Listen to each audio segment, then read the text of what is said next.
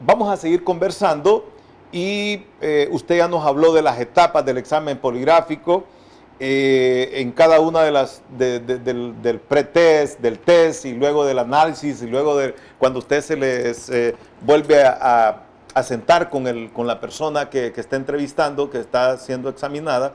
Pero tengo una pregunta aquí. Al aplicarle la prueba del polígrafo a una persona, ¿cómo manejar la técnica del conocimiento de culpabilidad? ¿Cómo evitar que esa persona vaya cayendo en ese sentido o en esa situación de culpabilidad? Nos la explica después de la pausa. ¿Ok? Ok.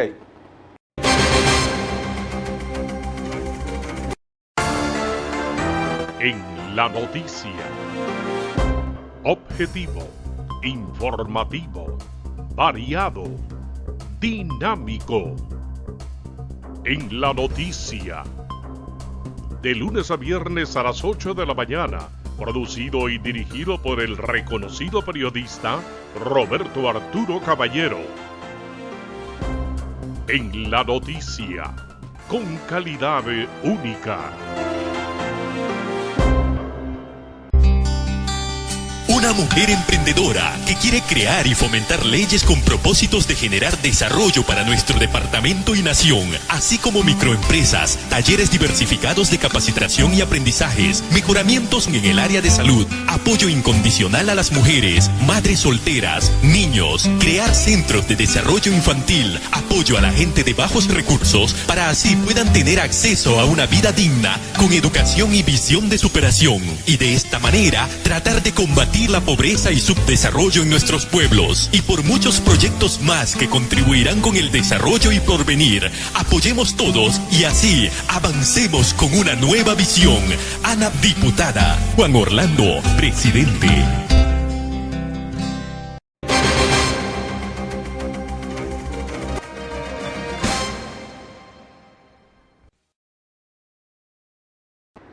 Hemos estado conversando amenamente y platicando, bueno, con un especialista sobre la temática, sobre la ciencia de lo que es la poligrafía en el mundo científico como la psicofisiología. Nos referimos al doctor Rodolfo Prado, de origen mexicano, quien está con nosotros compartiendo en este programa especial. Y al irnos a la pausa, y obviamente en este regreso dejamos una pregunta aquí para discusión, y es sobre el manejo de la técnica del conocimiento de la culpabilidad. ¿Cómo manejar esta situación? Como tal, no es que exista una técnica para manejar la culpa, porque hay que entender la culpa tiene varias acepciones, o se puede entender desde dos perspectivas. La culpa desde la perspectiva moral, o el remordimiento, o el sentimiento de maldad. Y por otra parte, la culpa jurídica, ¿no? Es decir, mi conciencia de que yo tengo culpa de algo, es decir, que cometí un delito. No hay manera, no es que tenga yo que tener un manejo, porque de hecho, si la persona tiene culpa jurídica es porque tiene conciencia, es lo que le llaman en el derecho la capacidad de querer y entender. Él sabe lo que hizo y quería hacerlo, o sea, tenía conciencia de que lo que hizo estaba mal y quería hacerlo. Y en ese sentido, pues, la culpa no hay por qué manejarla, o sea, el individuo sabe que es culpable, y en ese sentido significa que, otra vez repito, yo sé que lo que hice está mal, tengo conciencia de que lo que hice está mal, y por otra parte tuve voluntad para hacerlo, ¿no? Voluntariamente lo hizo, y eso es la culpa, ¿no? En la parte moral, pues cada persona tiene una forma diferente de entender las conductas. Yo puedo sentir culpa moral, no sé, a lo mejor hasta por fotocopiar un libro, ¿no? Porque sé que es un delito. Plagio. Y hay gente que no siente culpa, hay gente que pues, fotocopia libros y ya, ¿no? Entonces, no es que exista una técnica, ¿eh? La culpa más bien se define como esto que estoy mencionando, desde la perspectiva jurídica y desde la perspectiva moral, ¿no? Y no hay por qué manejar. Suponiendo que yo soy el entrevistado en un examen de confiabilidad, el especialista me puede hacer preguntas sobre un mismo caso, me lo puede hacer varias veces. Pues Podría ser, pero no le veo mucho sentido. O sea, si ya la respondió y a menos de que tenga mayor profundidad en la pregunta, o sea, que tenga necesidad de profundizar, claro, va a hacer más preguntas del mismo tema, pero para ir ahondando en el hecho, ¿no? Pero repetir la pregunta, ¿se llama tal? Sí. ¿Se llama tal? Sí. ¿Se llama tal? Sí. ¿Para qué? Pues, ¿no? Ahora, otra cosa es que en la gráfica del polígrafo uno necesita confirmar el resultado. Entonces, ahí sí se repite para tomar varias muestras. Pero no entendí si se refiere a que lo pregunta en la entrevista o lo pregunta con el polígrafo. ¿En la entrevista? No, en la entrevista no tendría razón de ser, ¿no?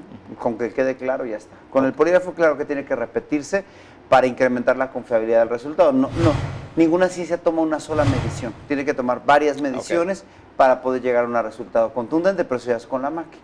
Ok. ¿Cuánto tiempo más o menos es el que dura generalmente un examen? Varía, pero puede ser entre 1:30, 2 horas. Hay gente que toma un poquito más, pero promedio diríamos es 2 horas, promedio de tiempo. ¿Y la cantidad de preguntas que se hacen durante ese tiempo? Depende, si es un problema diagnóstico, te robaste tal cosa, es una. Ahora, si son problemas exploratorios de vínculos con grupos delictivos, robo en tus anteriores trabajos, manejo de información confidencial, pues son varias, depende también. Pero nunca rebasan 4 preguntas clave y pues mínimo es 1, ¿no? Suponiendo que el entrevistado titubea y que no es bien claro, el especialista le puede hacer preguntas que vayan en otro sentido. Pero titubear, habría que hablar a qué se refiere titubear, porque vamos a suponer, si a mí me preguntan, yo sé que esto es muy sí lo hice, pero... Claro, pero... No. Sí, exactamente, pero titubea más bien es que intenta ocultar algo, ¿o a qué se refiere? Sí. Podría ser, pero no es su trabajo. La persona sí es consciente que está hablando... Dubita mucho en lo que está diciendo. Pero si la persona es consciente que lo que está diciendo no es verdad, para eso está la máquina, ya para confirmar que lo que está diciendo es verdad. No es su trabajo de alguna manera, no es el entrevistador el detector de mentiras, es el individuo con su cuerpo y el equipo, ¿no? Hasta ahí llega. Hay una situación, digamos, que es importante preguntar para que nuestro público sea ilustrado. ¿Cuál es el medio que utilizan para llegar justamente a un diagnóstico? En toda metodología de investigación hay 3 fases principales, ¿no? La primera fase es la toma de la muestra, o sea, cómo tomo yo una muestra, ¿no? Cómo obtengo la muestra. Un dactiloscopista, pues, toma un registro, un médico toma sangre, un psicólogo aplica pruebas, ¿no? Todos los expertos tomamos una muestra, ¿no? Tomo una muestra. ¿Cómo tomamos una muestra en poligrafía? La entrevista, lo que estábamos hablando, ¿no? Yo hablo con la persona, yo le explico las preguntas, me aseguro que entienda las preguntas, que no sean confusas, que no sean sorpresa, que no sean complejas, etc. Me aseguro de que se tome la muestra correctamente. ¿Para qué? Para que cuando yo le haga la pregunta con el polígrafo, esas preguntas tengan la posibilidad de ser claras, puntuales, directas, específicas y que no generen dudas en la mente del sujeto, ¿no? Si él más bien duda en su respuesta es otra cosa, pero la pregunta no le genera dudas, la pregunta es muy clara, ¿no? Entonces ahí tomo la muestra, le conecto el aparato y le hago preguntas específicas y obtengo registros fisiológicos, cambios fisiológicos de ese individuo ante esos cuestionamientos en particular. Ya está, tomé mi muestra. Segundo punto, entonces, ahora es el análisis de esa muestra. O sea, yo tengo que analizar las reacciones, las respuestas fisiológicas que este individuo me ha proporcionado. ¿Y eso qué quiere decir? Me pongo a calificar mis registros, a analizar mis registros y hacer comparaciones de esos registros para yo tener datos normativos y establecer si es que esta persona, por sus reacciones fisiológicas, se parece más a las reacciones de una persona veraz o se parecen más a las reacciones de una persona no veraz. Esa fue mi segunda fase, el análisis de los datos, análisis de la muestra.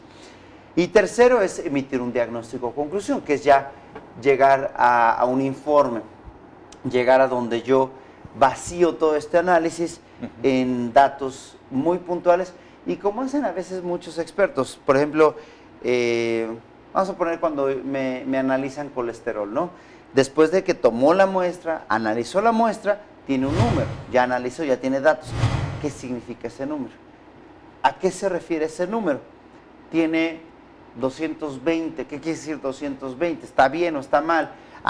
Veo mi tabla y hay un parámetro y dice, se parece más a la persona que tiene problemas ya de colesterol. No, está en 140, 150, está bien, se parece más a la gente que no tiene problemas de colesterol. Ok, doctor, ¿cuándo es el momento en que ustedes como especialistas dicen no pasó la prueba o pasó la prueba? No es el especialista. ¿Por qué?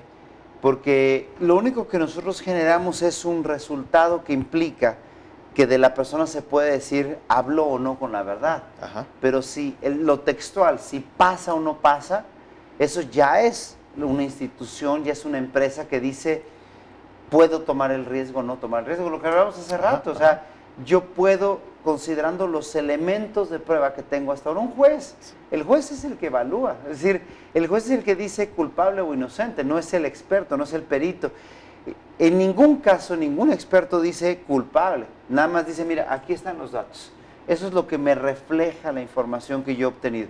Tú como juez decides si es culpable o es inocente. Y entonces es lo mismo en estos medios de prueba. Yo le puedo dar información a la institución, a la empresa, a la compañía, y ella decidirá contrato al contador o no contrato al contador. Ellos son los que dicen pasa o no pasa el proceso. Solamente un experto le da información de la mayor calidad posible para que quien la va a considerar evalúe si es que realmente lo hace o no. Ahora, pero es que es una pregunta confusa, porque en términos de pasar la prueba es muy complejo. ¿Qué quiere decir pasar la prueba? Yo diría simplemente, un experto en poligrafía nada más dice, ¿habló o no habló con la verdad? Eso no significa si pasó o no pasó la prueba. ¿Habló o no habló con la verdad? Un evaluador es ya una institución o empresa que dice, ¿qué hago ahora con este resultado? Muy bien, hay delitos como por ejemplo drogas, tráfico de drogas, delitos no descubiertos, falsificaciones, antecedentes penales, tantos delitos que tenemos. Sus estudios, ¿dónde es que más realmente se requieren de estudios poligráficos?